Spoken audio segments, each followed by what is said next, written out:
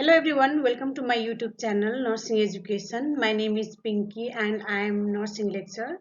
Today I am here with one of the interesting topic, and that is a partograph. Partograph is a composite graphical recording where the cervical dilatation and descent of the head against the duration of labor in hour is recorded, and it also gives information about the fetal and maternal condition that are all recorded on a single sheet of the paper. So here you can see the woman information like name, date of admission is recorded, and the fetal heart rate, amniotic fluid, molding of the head, cervical dilatation, descent of the head, etc. are recorded in one single sheet of the paper. And the partograph is started to record only in the active phase of labor, and it's that is when the woman's cervical dilatation is reached 4 centimeter, and the single sheet of the paper show the woman progression of the labor, and in this you can identify the woman progression of labor is normal or abnormal. So the principle of plotting partograph. So there are the certain principle we need to follow whenever we are plotting the partograph. So first point is the active phase of labor commences at 4 centimeter of cervical dilatation. So the active phase starts when the woman's cervical dilatation is reached at 4 centimeter, and at that time we need to plot the partograph. Before 4 centimeter we cannot plot the partograph. Then second point is the latent phase of labor should not be last longer than 8 hours. So latent phase of the labor is begin when the cervix started to soften or dilate from 0 to 3 centimeter, and that phase should not be last longer than 8 hours. If it is longer than 8 hours, then we need to think about doing an intervention to deliver the fetus. And third point is during active labor, the rate of cervical dilatation should not be slower than 1 centimeter per hour. In the primary gravida woman, the cervical dilatation normal rate is 1 centimeter per hour, whereas in the multigravida woman, the cervical dilatation normal rate is 1.5 centimeter per hour. So it should not be longer than 1 centimeter per hour. If it is longer than that, again we need to think about doing intervention in the woman to deliver the baby. And fourth point is a lag time at 4 hours between a slowing of labor and the need for intervention is unlikely to compromise the fetus or the woman and they avoid unnecessary intervention. So if the fetus and the woman condition is not compromised and if their health is good, at that time even the woman cervical dilatation is slow and the labor progression is slow, we can wait for at least 4 hours to avoid the unnecessary intervention. And in case if the woman and fetus health is compromised and their health is not good, at that time immediately we can do the intervention if the mother progression of labor is slow. So these are the principles we need to follow whenever we are plotting the partograph.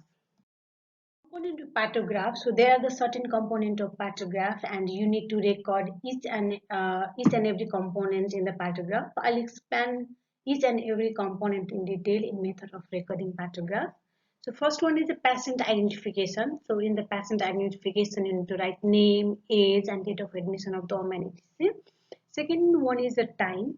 So before recording the time in the partograph, you need to record a cervical dilatation. So if the woman's cervical dilatation is 4 centimeter, you need to write time in the first box. But if the woman's cervical dilatation is not 4 centimeter, 6 centimeter, then you need to record in the second or third box. So what happened is we cannot continuously perform the vaginal examination. At least 4 hour duration should be there between the first and the second vaginal examination. So if you are performing a vaginal examination at 9 o'clock, and then and at that time its cervical dilatation is 3 centimeter, and after the 4 hour you are performing vaginal examination and you find that vaginal cervical dilatation is 6 centimeter. So you need to record from 6 centimeter in the partograph. So in that case you need to write time based on the cervical dilatation. And then you need to record the fetal heart rate, then state of membrane, whether it's intact or it's ruptured. If it is a rupture, then you need to see the color of light cord, whether it's clear or the mechanism is present. And then you can record the cervical dilatation, and cervical dilatation you need to write first. And then descent of the head you need to record, And then the uterine contraction, whether the uterine contraction is strong, severe, moderate, or mild, or the number of uterine contraction, whether it's a 3, 4, 5. And if any medication or drug is used or intravenous fluid is used, then at that time you can record the drug and fluid. And also in the maternal condition, you can write a blood, you can measure the blood pressure, and you can write that, and the blood pressure should be measured at least 4 hourly. And the pulse you need to record in the active phase of labor every 30 minutes. And then if the woman is on oxytocin, you need to record that. And if the woman urine examination has done that, at that time you need to write whether woman urine contain a protein or is ketone. And if the woman is having any condition where you need to measure the urine, then you can write the amount of urine in ml, and then you can record the temperature every 2 hours. Method of recording partograph. In the method of recording partograph, first we have to record a patient information. So here you can see the WHO modified partograph, and here you have to record registration number or hospital number, then patient name, last name or first name, and then age you have to record, date of admission you have to record, and then parity and gravida. So parity is a number of time that the woman given birth to a fetus, regardless of whether the child was born alive or was stillborn.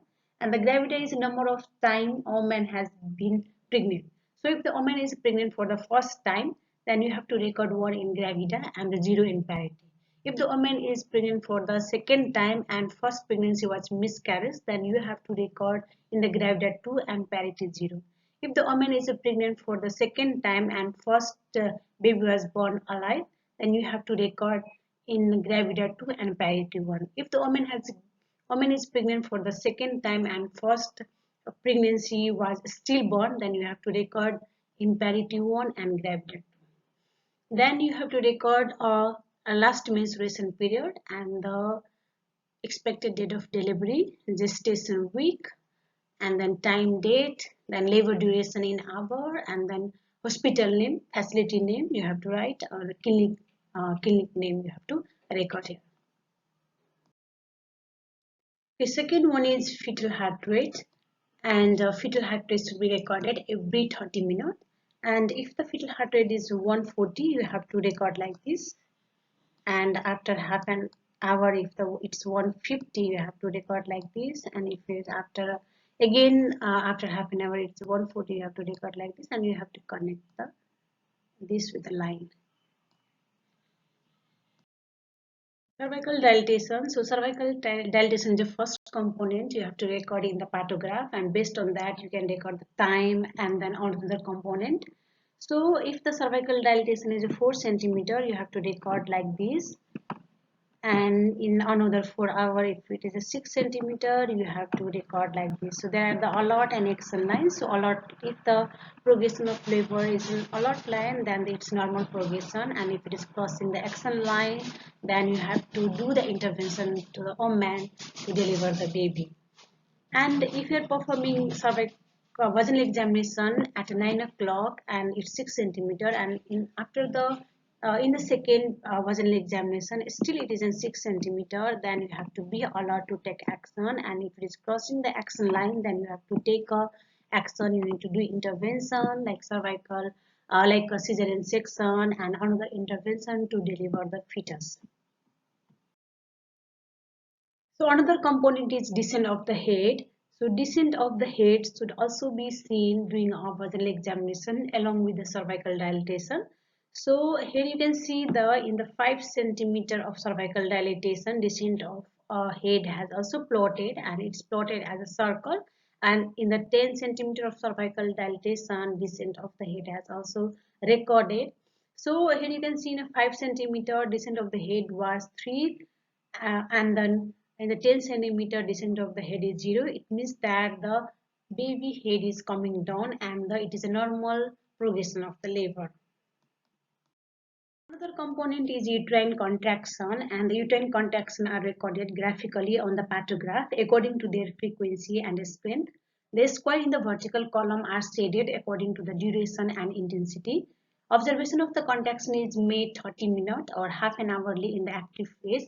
Palpate the number of contraction in 10 minutes and the duration in the second.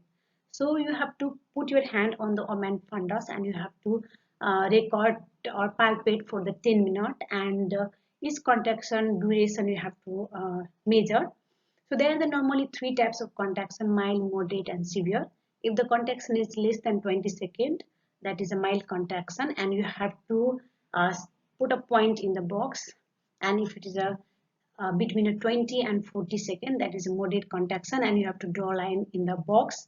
And if it is a more than 40 second and less than 60 second, that is a severe contraction, and you have to set the box.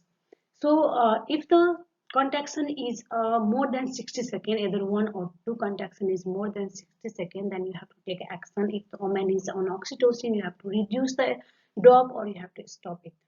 So normally in the 10 minute 5 contraction occur, and that 5 contraction should be 3 severe and 2 moderate. If it is a more than 3 or 4 severe, that is also abnormal and you have to take action. If the moderate contraction or severe contraction is more than 5, that is also abnormal and you have to take the action at the time. Here you can see the contraction in the 10-minute period, and here you can see the 5 box 1, 2, 3, 4, 5, and because the 5 contraction is normal in 10-minute duration, so based on that in the partograph the box is given. And if the woman had one severe contraction or one moderate, you can record in first one was severe and second is moderate. If the woman had 3 severe contraction, then you can say it in the first, second, third.